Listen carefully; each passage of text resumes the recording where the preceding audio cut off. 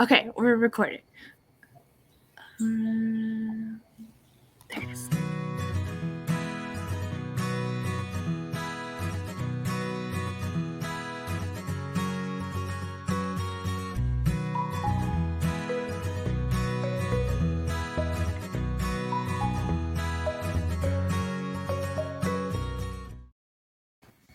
Hello and welcome. It's my favorite month. It's Goat Month. Yay! Yay for Goattober. We're so excited to have Sarah Howell here today to talk about the San Clemente Island Goat. They're super cute and amazing, so I can't wait to dive in. We also have the amazing Charlene here to chat goats with us today, filling in for Sindra, who's on the road with Rhinebeck and talking sheep with everybody up in New York, which sounds amazing. It's actually fall now, so that's fantastic. Anyway, I digress. I'm Brittany Sweeney with the Livestock Conservancy. I'm the communications manager. And Charlene, do you want to introduce Sarah? And then Sarah, do you want to say a few words before we do our ManaPro sponsorship video? Yeah, absolutely. I'm Charlene Couch, and I am Senior Program Manager at the Livestock Conservancy, and I am so fortunate to get to work with all the breeds all the time, and goats have a special place in my heart, both good and bad. I had goats as a child, and they always got out, so, but I love them, and I really appreciate you, Sarah, I appreciate you being here today because I think it's really important to talk about the San Clemente Island history and goats. And welcome, Brittany. Hit the video. All righty. It'll be just 1 minute, and then we'll be right back to talk about goats. Okay, hold on. Champions, colleagues, roommates, and personal trainers.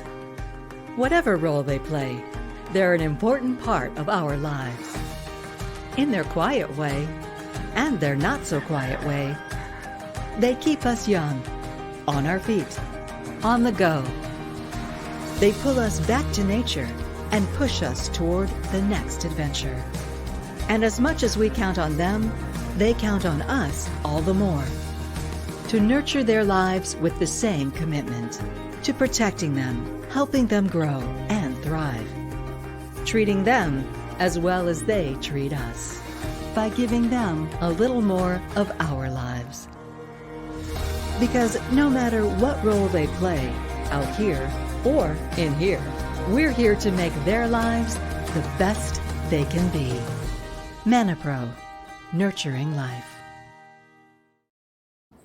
Welcome back, and thank you to ManaPro for sponsoring Goat Chats. We appreciate you. Yeah, well, we have the president of the San Clemente Island Goat Breeders Association here, and she knows all things San Clemente Island goats.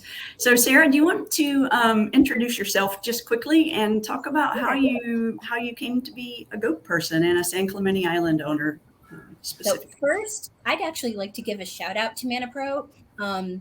2 years ago, our association did a goat rescue, and ManaPro came through with 2 pallets of feed for these goats that were in desperate need, and they were a godsend. So I'm excited to see them sponsoring Goat Chats, but we are extremely grateful to them. So thank you, thank you, thank you. I'm Sarah Butcher Howell. My husband Stephen and I have a small farm in Virginia, Skara Brae Homestead, where we specialize in full diet farm shares, and we utilize almost extensively heirloom produce and heritage breeds for our meat, dairy, and eggs. And all of the heritage breeds are on the Livestock Conservancy's priority list. And so we're really excited about that. And obviously we're very tied to heritage breeds. So, and San Clemente's are our main red meat goat. We use our herd for dairy, meat, and draft. So that's really exciting. And our pet project is the Aaronsburg bloodline, which is the rarest bloodline in San Clemente's. Ourselves and our co-op breeders, Kim and Ellen Sparks in Maine, they also work on this line with us, and we switch back genetics and stuff as we hopefully build numbers. But wow, good deal. Well, can you tell us what a San Clemente Island goat is like, and what are its characteristics and where it's from? And it has a neat history. It does. San Clemente Island goats are named after San Clemente Island, which is part of the Channel Islands of California. That's where they originated. A sheep herder brought goats to the island in 1875, and they were still trying to do the research. The only documentation we've seen is he brought 2 goats. I just don't think that's possible, because at one point in time there were 40,000 San Clemente Island goats on the island. So I just can't see how 2 goats could really populate. Yeah, Brittany's shaking her head. 50 years. But they were left feral on the island to run and take over. And the U.S. Navy purchased the island, and in the 1980s, they decided they wanted to get rid of the goats because they were becoming an invasive species. They were damaging the vegetation. There are a lot of endangered plants on San Clemente Island, and the Navy's plan was basically to hunt them and shoot them. And a animal rights group stepped in and started to rescue goats, and they took about 2,000 goats off the island, and the Livestock Conservancy took 200 goats for breeding. And that's sort of how we started. San Clementes are slightly larger than miniature goats, or they're slightly larger than dwarf. They're a miniature goat breed. They're very hardy, self-sustaining. All of our goats are 100% forage fed, and that includes my dairy goats. We've been breeding since 2008, so our personal goats we've had time to select, but we get half a gallon of milk a day on forage only. So that's sort of unheard of with many breeds. Very high butterfat content. We get butterfat in the 10% range. So again, very bizarre for a goat breed. It makes for really great cheeses and different dairy products, which we do through a herd share program here on our farm. They're great mothers. They don't rarely need any assistance. Our guys give birth in the pasture. They take care of their kids really well, multiple kids. I'm trying to think what else. They can be very disease resistant, parasite resistant, as long as they're well maintained. You'll find herds that are feral. We literally have breeders that just, here you go. And that's really great, but it makes it very hard for selling. Years ago, we contacted an original breeder because we wanted to get some goats from us. And his comment was, do you know how to work a tranquilizer gun? Because he's like, you can do whatever you want. So you just can shoot them to tranquilize them. And we're like, okay. Our goats, I call what we do feral-ish or feral-like. We allow them to, graze and forage, but we work with them. And Brittany, I think you should have some pictures of just how personable these goats can be. Yes, let's see. We were lucky to represent San Clemente's at Mount Vernon for the stamp, and this is one of our kids. This is the Uss Saipan. We name our goats all after U.S. naval ships because of the Navy connection. And you can see fun. She just loves crowds and has never met these kids until that day. She was a complete showman. And that's my husband with Saipan and her mother in the background. So they're really great. We call them multi-purpose. They can be used for meat, dairy, draft. We have a few professional brush clearing operations that use San Clemente herds, specifically in the Napa Valley of California for fire control. And it hasn't been released yet, but one of our breeders who is a college student just did a study on fiber. And so they have really high quality fiber potential. So I'm looking forward to seeing that study and seeing what the final results are. And so they really do they have an undercoat that can be combed out then? They do. They are 2-coated. And so in the spring, they shed cashmere. And it's really neat. We have a few breeders that are doing crosses. They're using San Clemente bucks to sort of give hardiness to some of their fiber, like Angoras and cashmere goats and stuff like that, in order to also, San Clemente's have a really small, light skeletal frame, which gives meat breeds a higher percentage carcass dressing percentage. And so we're seeing people crossbreeding into meat, into fiber in order to help to get better meat carcasses. So, yeah. Some of those, Brittany, there's a picture of I think it's an adult goat with, you can see her little deer-like legs. They have a lot, they have really it looks like lightweight, slender bones, and they make me think of deer. They do. They're very, in fact, our livestock guardians will sometimes allow deer in the field because they think they're a goat. So, and these are some of our mothers. There's one of our bucks. They're highly adaptable. We have goats from the deserts of Arizona all the way up into Canada in, snow, extremely cold Wisconsin. So yeah, they really can be found anywhere and do anything. We're really happy. It's a great, great breed to work with. They've done genetic testing and genome testing on San Clemente's. And the thing that keeps coming back is their genetic makeup is unlike any other goat. They don't even really know where these guys originated because their genetics are so different. And what's great about that and what's important about that, and specifically in conservation, is that these guys, we need the genetics and we need to preserve them for the future. You never know what's coming up. And for food security purposes, it's important to have these genes. So if some goat is so widely used around the world, and if some disease were to pop up or some sort of genetic defect, San Clemente's could be one of the goats to help solve that potentially because of these odd, rare genes. So I think from a conservation standpoint, that is probably the most important thing to remember about San Clemente's. Yeah, I agree with you. They were on that island, for so long that they became quite well adapted to it. And that hardiness you mentioned, everybody wants hardy goats. And, especially if we do encounter a disease challenge or, just being able to manage the goats with as little input possible, it makes for a nice way to help the environment and to keep your goats at the same time. So the breed came into the United States. Well, it came into the continental United States, 200 or so goats, and those got distributed to different breeders. Is that what happened? Yes.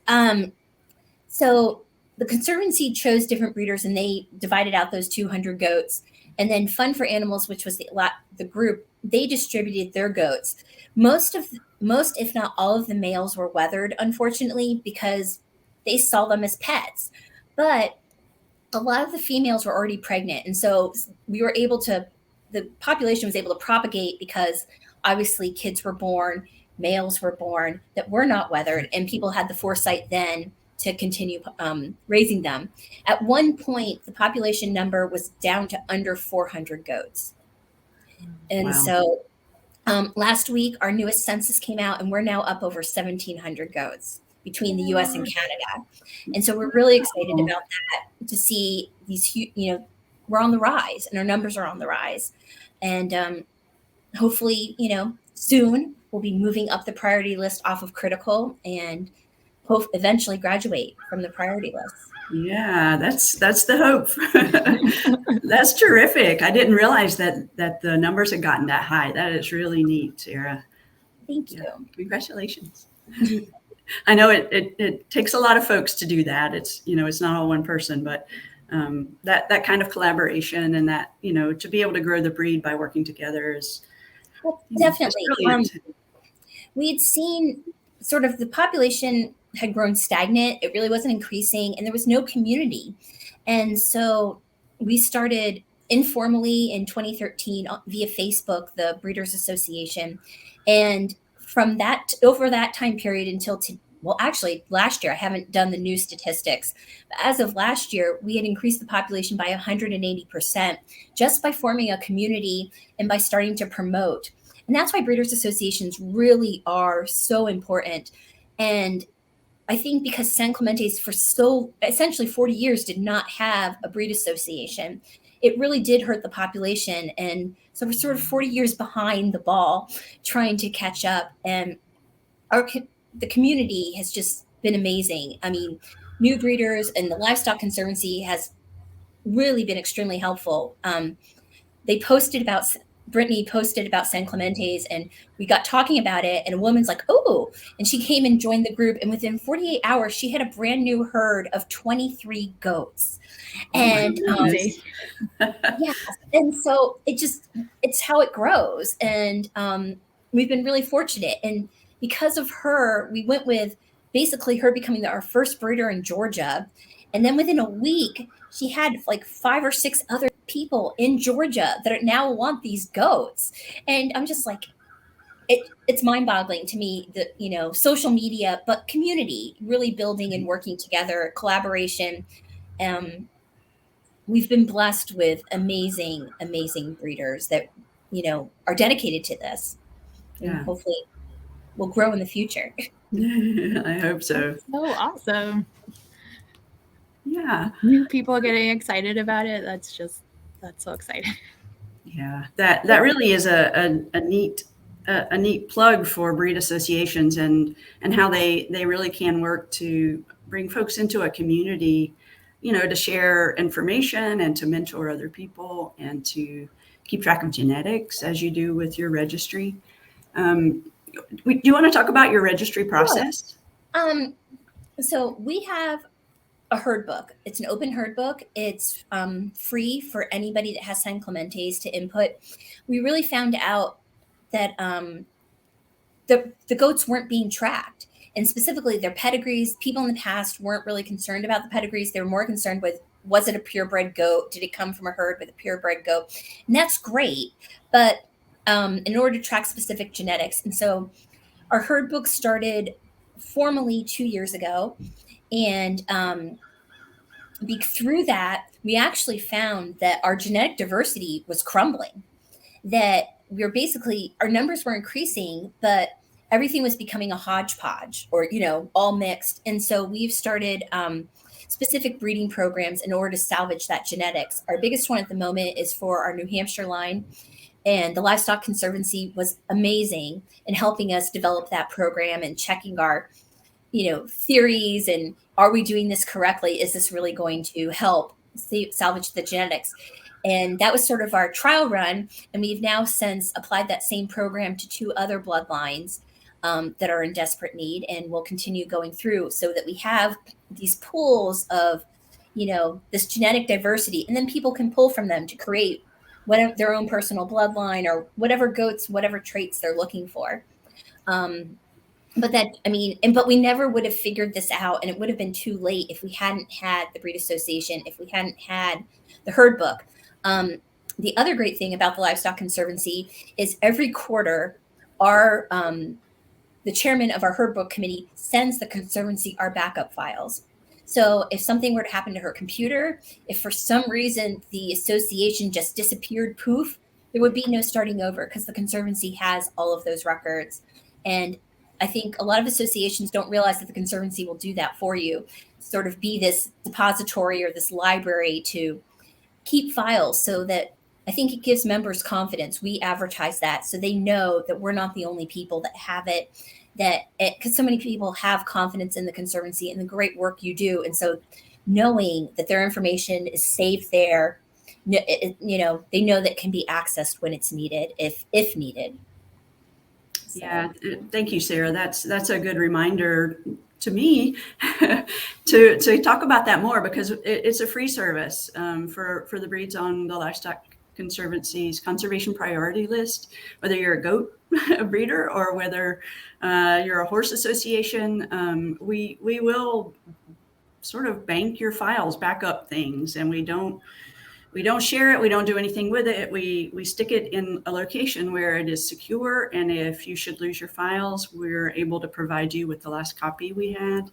And as you said, you know, registries for some of the breeds are, you know, still done off someone's kitchen table. And, you know, that kind of commitment to the breed is amazing. But, you know, a fire, a flood, an illness, and if those records, you know, aren't archived in some way, you know, it's easy to lose track of animals and lose track of bloodlines, as you said. And if you're listening and you have any other breeds and you know your association needs a backup, just let us know and we can work with you on that.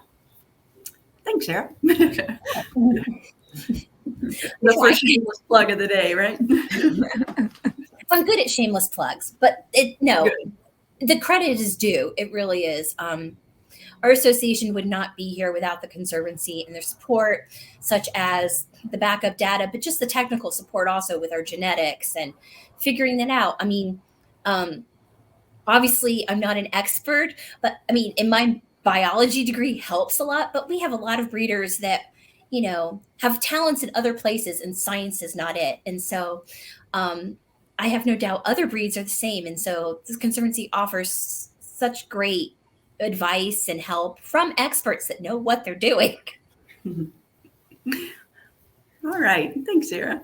One of the things your association has started to do, and I think it was a former tradition, is to do the San Clemente Island Goat Days. Yes. We are rebranding out of somebody suggested it's San Clemente Island Goatapalooza. It is Leslie Edmondson, who we lost 4 years ago to cancer, used to hold an annual social at her home. And it was a really great time to get together. People would swap goats, you'd sit and chat, discuss problems and stuff like that. And Leslie was a neighbor, a local to me, so I attended a lot of those goat days. And it really was a great way to pull people together. And so we brought it back this year, and we were lucky. Brittany came up with Sindra, and we did an in-person, and then we did a virtual aspect because we have breeders across the continent.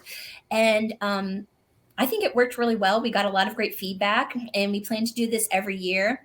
It's always San Clemente Island Goat Day is always the Saturday before Columbus Day. Or the Saturday of Columbus Day weekend. And next year, we're hoping to hold simultaneous regional events so that we can, everybody is at a Goatapalooza. And we're also going to still do the virtual, and we're hoping to sort of formalize it a little with virtual goat tours and virtual demos of different things. We have breeders that make soap. We have breeders who have dairy. We have a breeder that is opening up her own tanning business. And so really, and she's specializing in heritage breeds, all natural by hand. And so stuff like that, so that people can, get some ideas and see not only our current breeders, but people that are interested, see what the setups are like. What I think a lot of people think you need something large and fancy, and you don't. I mean, we don't even have a barn. We use calf huts and tractors. Which is great. And they do well year round in Virginia in a calf hut. And what's great is there's no cleanup, because instead of changing out bedding, you just pull the calf hut 10 feet down the road. And that saves a lot of time. So people get to see that. And I think it's a really great way to connect with your breeders besides just a newsletter or Facebook or your website. You get to see people and actually talk to them. And it's something other associations and other groups could benefit. The other thing we've implemented starting last month is we have a once a month SCI happy hour, which is basically a roundtable for our members to log in. We choose a monthly topic to discuss. This month, we're talking about deworming and health and herd management or herd health. And people get to share news going on with their herd, any quick problems they have, and then we discuss a topic. So it's a great way for people to get, instant feedback for things they need. I love that. Do you do a Zoom meeting to get everybody? We do. Yeah. We use we don't use Zoom, but we do similar service, and we do it online. We record it. And we post it to our website. So if people didn't attend, or if there's a topic, they want to go back and see what our deworming resources are, they can then play it and see it for themselves. That's great. Wow. That's awesome. Yeah, all of our associations could really benefit from that. I think one of the hardest things about the last couple of years has been missing out on those face-to-face, the conversations and in person, as you just did at your Goatapalooza.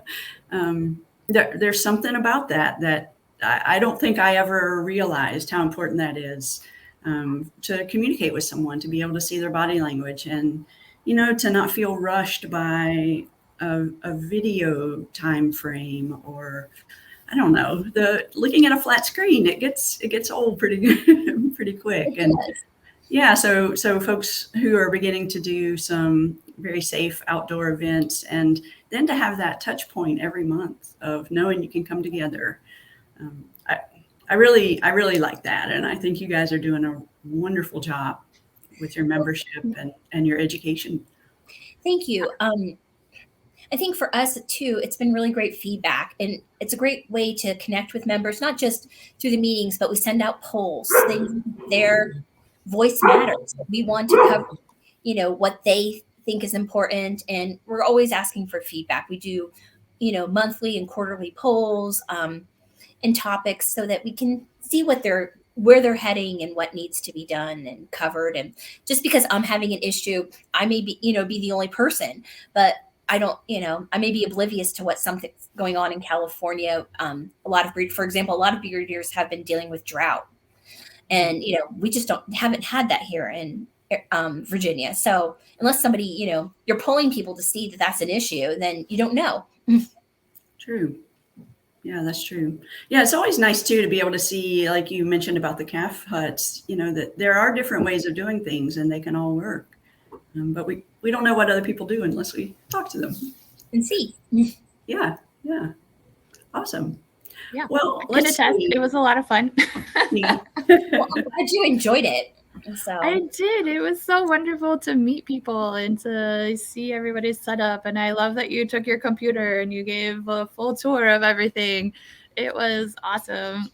I was like, it's a so genius. Like, next year I'll use my GoPro. It didn't even occur to me after the fact. We have a long list already of like, okay, this needs to be added, changed. So we're constantly, evaluating, innovating, and trying to improve. Yeah, that's awesome.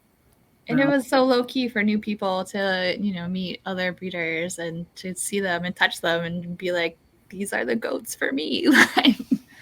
Well, and that's true. Getting people actually to see goats and handle goats. And we had a couple come and they walked away buying goats.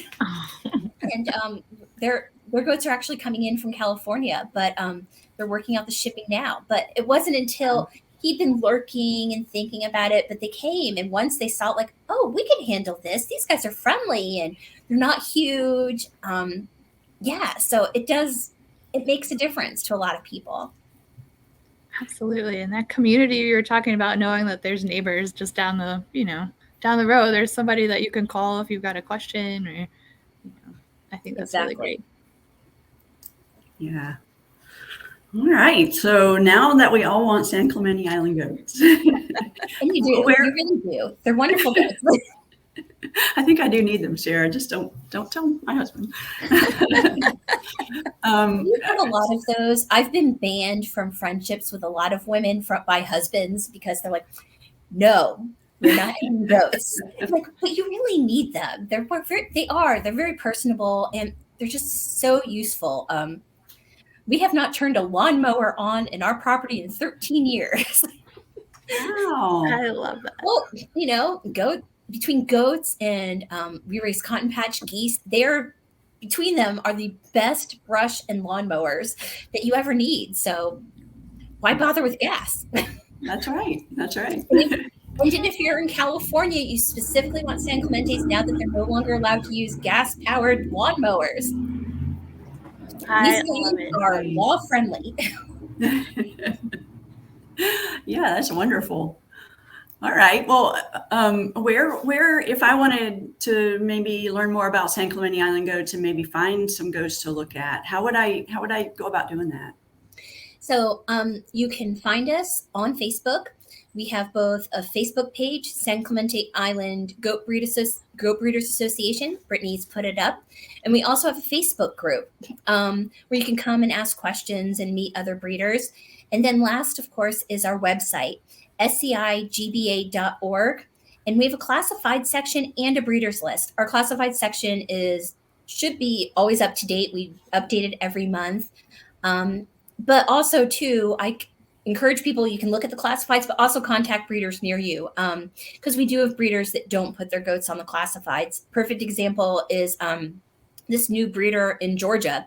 I didn't even know this herd of 23 was it wasn't officially for sale. She called and they're like, we've been thinking about it, getting out of goats just because of time commitments. And boom, she ended up with this herd. So I encourage you to utilize both. There are currently a lot of goats available, and we also have farmers that have wait lists for next spring. And you can also reach out to our herd book or our genetics committee to help you build herds. If you have a certain type of project in mind, whether it be helping us with saving one of our bloodlines, they can help you find goats specifically to do that and to build a herd and to get you into our program so that you know who the other breeders are that you can work with as part of a co-op. If you're interested in dairy, they know which herds and what genetics to use. And so you can go there, or meat, or even fiber. And those are all free services to not only our members, but to anybody interested in San Clemente Island goats. And I really encourage people to use that. There's no reason to feel lost or to be confused. We're here to help, and we want to help and do anything we can. We all love these goats, and they mean a lot to us, and we want to see them build a sustainable population for perpetuity. So, yeah, that's terrific. Thank you. Now I know where to look. And we have a large number of goats available in North Carolina. All right. So we have breeders here in North Carolina then. Yes, we have. There's at least 4 in North Carolina off the top of my head. One of them is a nonprofit that does therapeutic animal work. And so they like to keep their numbers at a minimum. And so they have a lot of goats currently available, at least 9 off the top of my head. So, goodness. Very cool. And we have a herd for sale in Pennsylvania of another, I think, 9 goats if somebody is interested in them.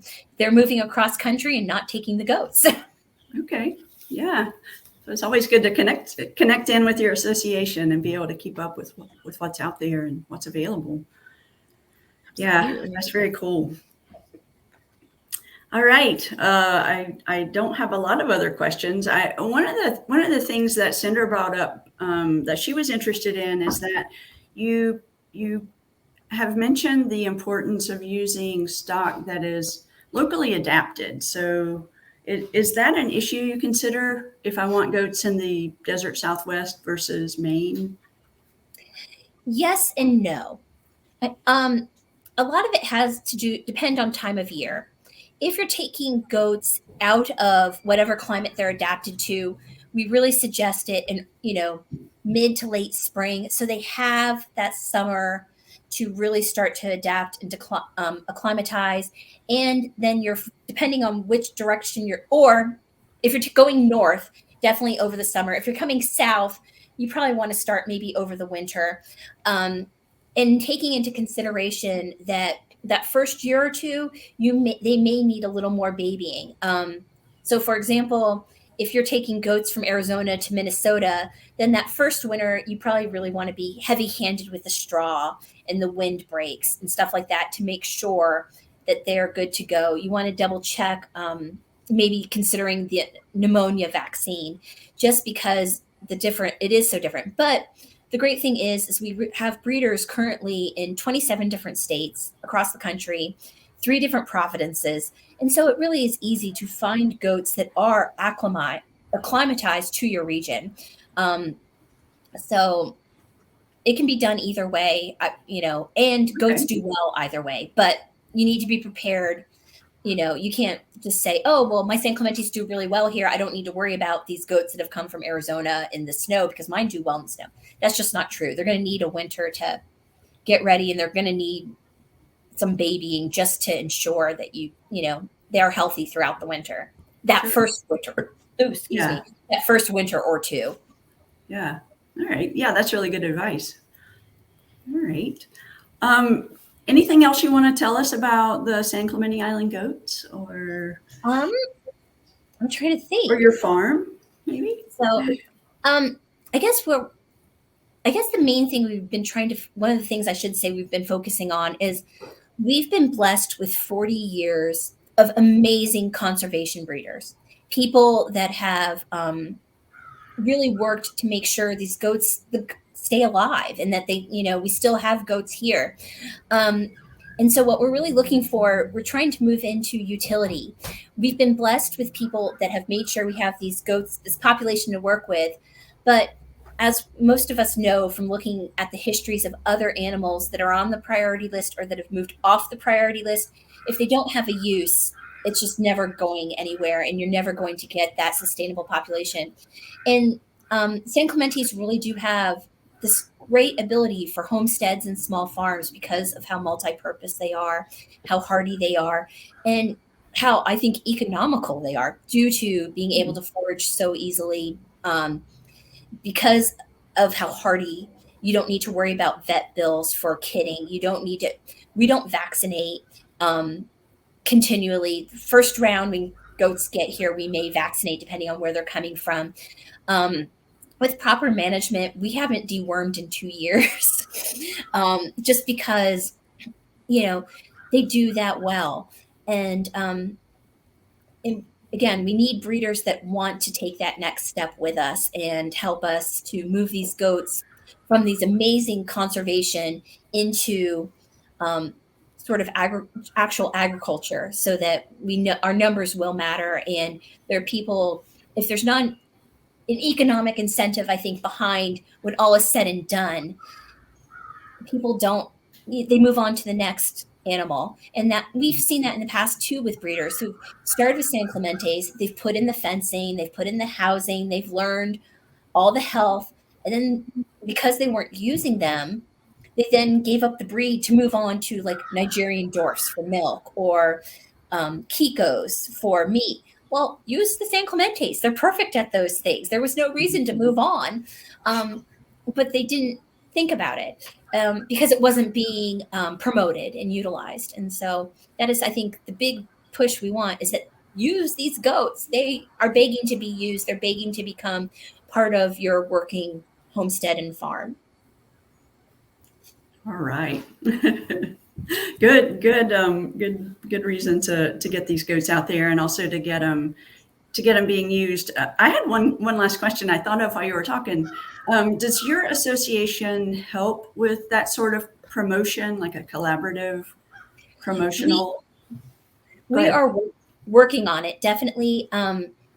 We will have a big push starting in January to collect more data. We have been really lucky to have been invited to participate in the Midwest Buck Show in Missouri in June, which is a really big forum.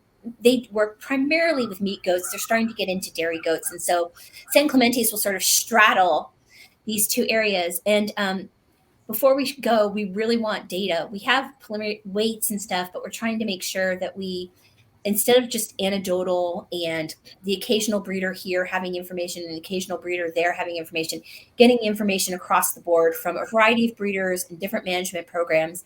And we're hoping next year to maybe run some nutritional data on, for example, our goat meat to see how it compares to other goats. And then, of course, we've done some preliminary taste testing as far as milk. And I think it probably needs a little more scientific basis, but so far in blind taste tests, San Clemente milk has won. And so that makes me really happy, especially since I'm biased. So it's nice to hear other people choosing it, that's not just me. But so that's where we're heading, and that's what we're going to be working on. And I think once we can get some solid data that we can start to share, I do think that will also help in promoting to move it into utility use. Absolutely. Yeah, it sounds like you guys have a really good plan in place for moving forward. We try. We'll take any volunteers. I have a 12-page list of things to do. Any talent, we can find a job for you.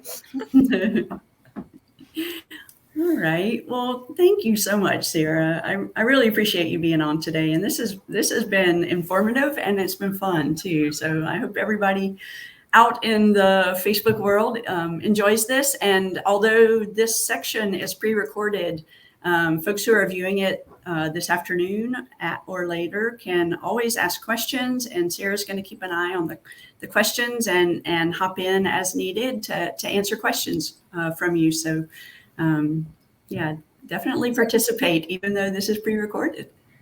And you're also welcome to message the association or email us. All of that information is on our Facebook page, and we will do the best we can to help you.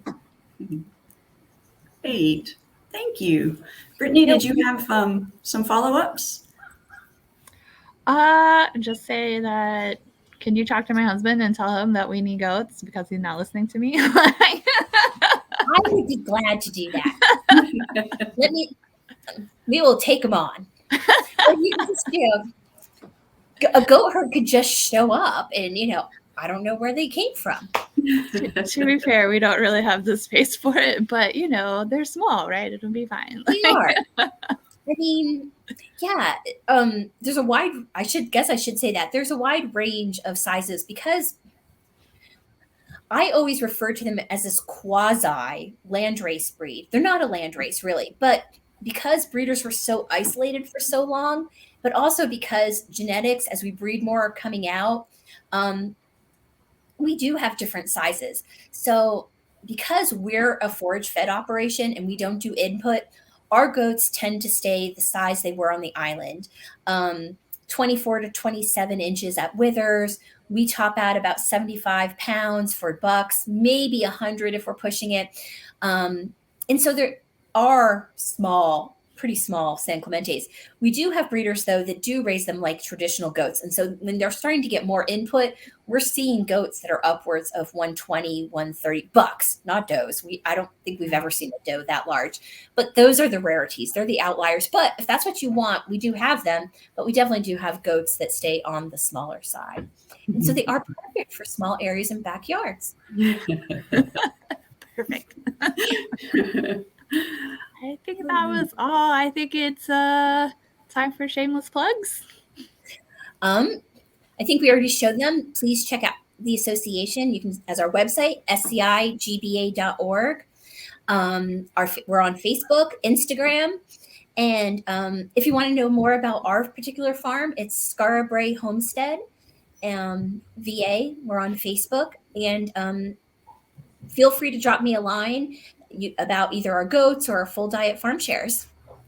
That's awesome. And if you're just listening, it is SKARA BRAE Homestead, HOMESTEAD VA. So please message Sarah, reach out to her, learn more about her farm and her goats.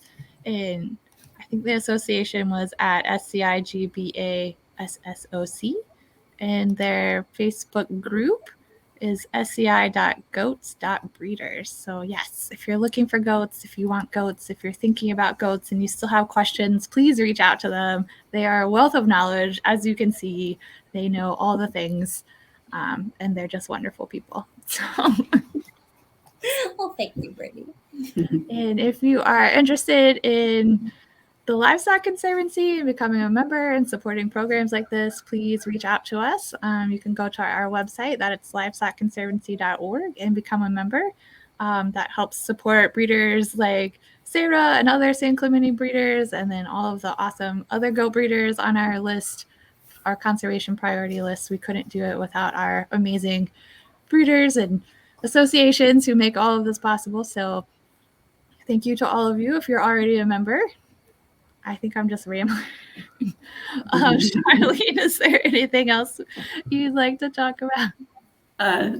Not for me, but I do want to thank Sarah again. I can't say thank you enough for being here. Yeah, and for all you know and all you're bringing to this breed. It's quite impressive what you all are doing with the association, and with networking your breeders, and providing education and providing support for making breeding decisions. All our associations do things differently, but those are some really good places to strive to be as an association, to put that leadership in. So congratulations and thank you. Thank you very much. It's all our breeders in the community. They've excuse me. they've done it. I'm so sorry. It's okay. No, it's our community. I really am very grateful to our breeders for their input and support, and they're a really great group to work with. So, but thank you. Thank you for this platform so that we could talk about San Clemente Island goats. All right. Absolutely. Well, thank you everyone for tuning in. We hope that you'll be back again next week. We're talking about Opal goats with Kelly and Rapp. And thank you to Mana Pro again for sponsoring Goat Chats. We appreciate your support. And I'm going to play their video one more time. So we'll see everyone next week. Have a great one. Bye. Bye, everyone. That's not the right one. Champions, colleagues, roommates, and personal trainers. Whatever role they play, they're an important part of our lives. In their quiet way, and their not-so-quiet way, they keep us young, on our feet, on the go. They pull us back to nature and push us toward the next adventure. And as much as we count on them, they count on us all the more. To nurture their lives with the same commitment, to protecting them, helping them grow and thrive. Treating them as well as they treat us, by giving them a little more of our lives. Because no matter what role they play, out here or in here, we're here to make their lives the best they can be. Mana Pro, nurturing life.